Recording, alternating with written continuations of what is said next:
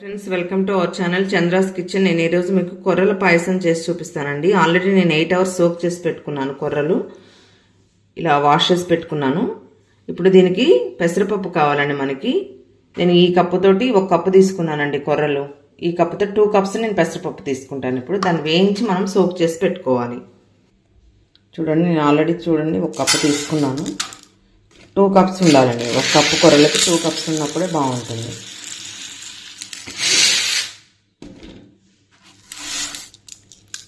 2 cups కొంచెం golden brown colour వచ్చే వరకు వేయించుకొని ఒక 30 minutes సోక్ చేసుకోవాలండి. చూడండి, కంప్లీట్గా వేగిపోయిందండి. ఇప్పుడు స్టవ్ ఆఫ్ చేసేసుకున్నాము. స్టవ్ ఆఫ్ చేసేసుకుని వాష్ చేసి సోక్ చేసుకుందాం. చూడండి ఫ్రెండ్స్, పప్పు నానిపోయిందండి. ఇప్పుడు మనం కుక్కర్లో వేసుకుందాము. కొర్రలతో పాటు ఈ 2 కలిపి కుక్కర్లో వేసి ఒక 3 whistles వచ్చే వరకు బాయిల్ చేసుకోవాలండి. చూడండి, కుక్కర్ పెట్టేసానండి. దీనిలో నేను కొర్రలను పెసరపప్పు యాడ్ చేసేసాను. 1 గ్లాసుకి 3 గ్లాస్ వాటర్ పోసుకోవాలండి.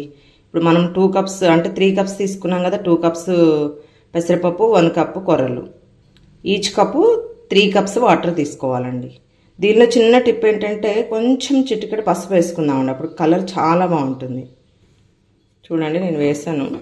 మిక్స్ చేసి ఇప్పుడు లెడ్ పెట్టేసుకుందాం. ఒక 3 whistles రావాలండి. చూడండి ఫ్రెండ్స్, కంప్లీట్గా బాయిల్ అయిపోయిందండి. ఇప్పుడు దీనిలో మనము బెల్లం తురుము వేసుకొని ఒక 2 minutes వెయిట్ చేద్దామండి. ఈలోపు మనము క్యాషూ నట్స్, కోకోనట్ అవన్నీ ఫ్రై చేసుకుందాం నెయ్యిలో.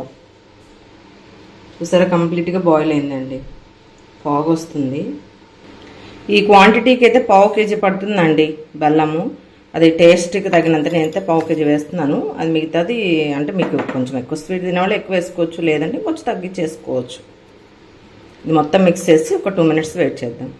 డ్రై ఫ్రూట్స్ నేను క్యాషూ నట్స్, కోకోనట్, కిస్మిస్, ఆల్మండ్స్ వేసుకుంటున్నానండి.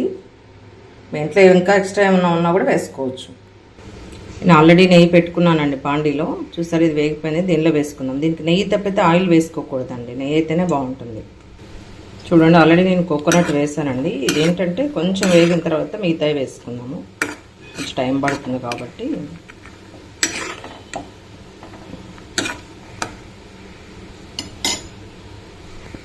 ఓకే అండి, ఇది కూడా వేగిపోయింది. కట్ చేసి పెట్టుకున్నాం. క్యాషూ నట్స్ వేసుకున్నాము. నెక్స్ట్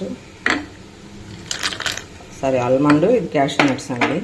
ఇవి కొంచెం వేగిన తర్వాత అప్పుడు కిస్మిస్ యాడ్ చేసుకుందాం.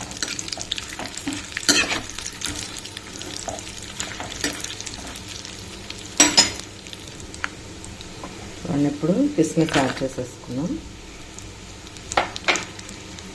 చూడండి, అన్నీ వేగిపోయాయండి. ఇప్పుడు స్టవ్ ఆఫ్ చేసేసుకుందాం. ఎంత కలర్ఫుల్గా కనిపిస్తున్నాయి డ్రై ఫ్రూట్స్.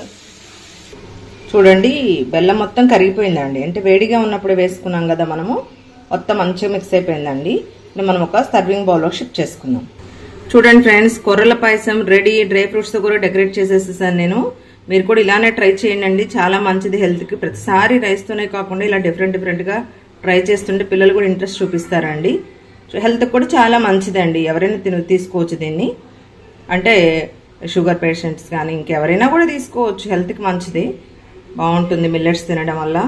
సో మీరు కూడా ట్రై చేయండి ఫ్రెండ్స్. ఇలానే చేయండి. మెజర్మెంట్స్ కూడా నేను చెప్పాను కదా. Thank you friends. Thank you for watching my channel. Please like, share, subscribe.